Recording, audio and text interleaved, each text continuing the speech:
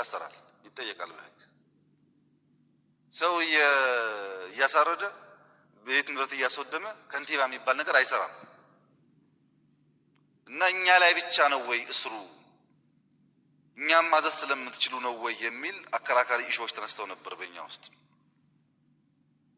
በዚህ ግጭት እና በሰው ግድያ ውስጥ እጄ እንዳለበት ከተረጋገጠ እኔም ፍርድ መቅረብ አለብኝ።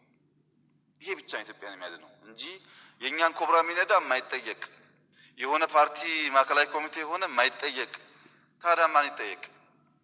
ለአቶ አዳነ ያለኝ ጥያቄ የእርሶ ፓርቲ ሰላማዊ ከሆነ እዚህ ያላችሁ ታሰረብን ያላችሁ ሰዎች ፓርቲዎቻችሁ ሰላማዊ ከሆኑ ብልጽግና እንዳልኩት ሰላማዊ ከሆነ ማን ነው ሀገር እያተራመሰ ያለው? ታዲያ ሰይጣን ነው ከሰማይ ላይ ዱብ እያለ የወረደ ህዝቡ እያጋደለ ያለው? መቼስ ሐሳብ አይደለም፣ ሰው ታርዶ እያየን ነው። ሐሳብ አይደለም፣ ሀብት ወድሞ እያየን ነው። ይሄን የሚያደርገው ብልጽግና ውስጥ የተሰገሰገ ሌባና እናንተ ውስጥ የተሰገሰገ ሌባ ነው።